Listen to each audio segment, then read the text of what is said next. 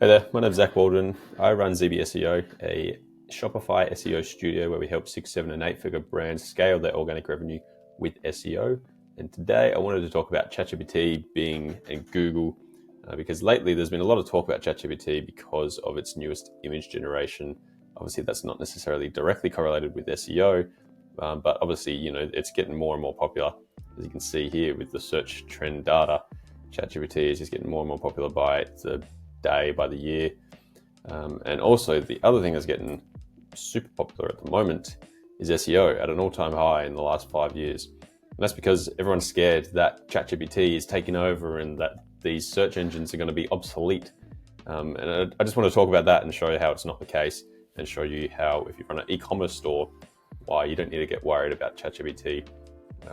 Because especially in e-commerce, it's pretty obvious, to me at least, that ChatGPT is not going to become the place that people shop. It's going to be the place that people look for information. And if you're selling physical products, that's, I think you're safe. So if you look here, in 2024 alone, Google handled over 5 trillion searches and about 14 billion per day, securing a 93% share of the market. So it's still, whether these are completely accurate, this is from Keywords Everywhere, it's still got 85, 90, 95% of the search engine market is Google, that is. And ChatGPT in comparison only had about 37.5 million. I think this is up to like 100 million now, so it's definitely a bit higher. But that was 0.25% of the market. Let's say it's 0.5% of the market. So it's still nowhere near the size of Google. But the other thing as well is like all these other search engines, like Bing being the main one, Yahoo, DuckDuckGo, they still, at least in 2024, it's probably changed a little bit. But I know for a fact that Bing is still a bigger percentage of the market, of the search engine market, than ChatGPT. So I've got a client here, and this is one that I started with in January of this year. So I just wanted to show you, this is their organic search revenue from Bing. In November of last year, 2024, they made just over $1,000. Now, Bing is nowhere near the size of Google for this client, but I just wanted to show you why, Bing, being such a small thing that no one talks about compared to ChatGPT, is still so much more relevant for e-commerce brands. So Bing, $1,600 in revenue during November last year. If we go to December, I think, they didn't make any sales from Bing. January, they made just under 1,000. Now I took on this brand towards the end of January, so we started working together then. And then in February, you can see, because of the SEO stuff that we're doing, they went straight to $3,500 in revenue from the search engine organic search revenue, sorry. And then in March, backed that up again with 3.3. And now in April, still got a day and a half to go. So it's a bit down from what it was before, but still higher than what they saw previously. And so I think it's just important to note when it comes to e-commerce brands, in that ChatGPT is not going to be a big issue. I think there's definitely ways that you can get into ChatGPT. There's definitely ways that you can utilize that. But in terms of being like the main driving source, that's just not going to happen. Google is still absolutely dominating the search market, and it will continue to. People are always going to buy from Google. That's not going to change. Yes, more and more people might eventually buy from ChatGPT, and there are things that you can do to optimize for that. But also Bing as well. Like, I'm an avid Google user. I'm sure a lot of people are. But if you look at a lot of browsers, the default browser is Bing, and so that's where a lot of people still search. So what can you do as an e-commerce brand to actually just make the most of all this? Well, the first thing, I've got these little guides here that I've created.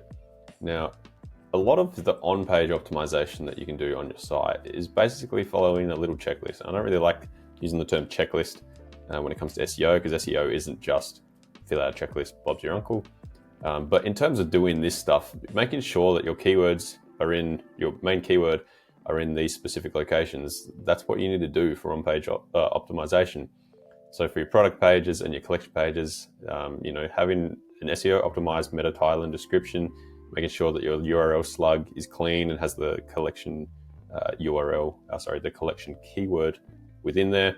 Same with the H1, same with the first sentence on the page, and also just having more content throughout your page.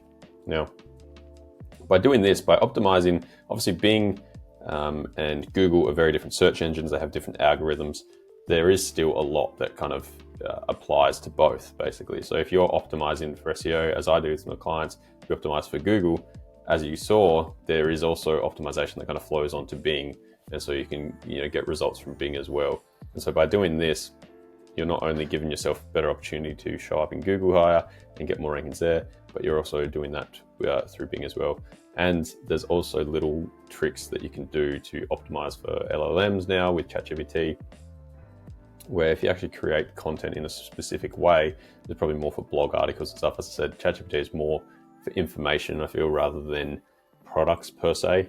But it can still happen. I saw the other day my client got a sale attributed to ChatGPT because I'm assuming someone was searching about a specific product and then that product showed up as a recommendation. But I just wanted to point this out to show that, focusing on other things like Bing, you saw there with the example I gave before, how this client that I started working with because of Bing is making an extra $2,000 a month, let's say, just from Bing alone, let alone Google, which is making about 8 to 10 times more than that. There's just a lot of optimization that can be done beyond ChatGPT. And so I don't think it's necessarily something to worry about in e-commerce. So because of how early ChatGPT is, you saw by the charts before, ChatGPT is only like 3 years old or something. Like 2022 is when it kind of got released. Obviously it's grown in with massive popularity, but we're only 3 years into this. The internet and Google, they're like 20, 30 years old. So ChatGPT is so early, right? So I use ChatGPT all the time, like every single day. I use it for a lot of different things, research, helping me write content, all that other stuff. But there is still, I feel, a little bit of hesitation in kind of trusting ChatGPT when buying something. Now, it's not necessarily a trust in ChatGPT, but it's just like human instinct. We've been using Google for 20 years. All of a sudden, we're not going to start using ChatGPT to buy products, right?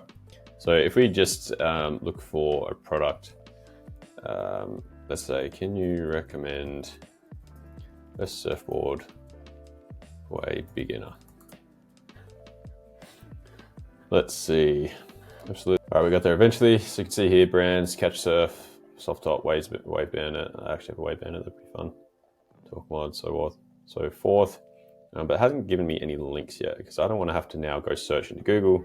I just want to go straight from here. So I like the Wave Bandit. Can you give me a link so I can look at the product? Obviously, I'm kind of just manufacturing this. This is not really how people would be searching. But you can see here now I've got a link. Ben Gravy, there he is.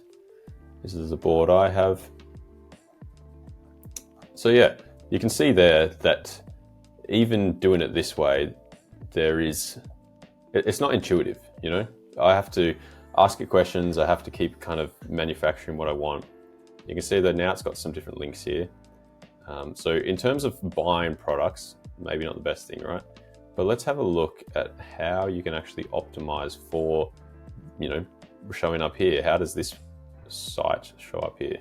I've had a look at just these collections here, but I figure the best way to figure out why ChatGPT is ranking these and how you can do it is actually just ask it. So I've just done that. Why did you provide these links over other sites? What determines ranking factors, and how could an e-commerce brand optimize their site to show up in ChatGPT recommendations? Excellent. Deep question. I love it. Here's a clear breakdown. Why these links show up.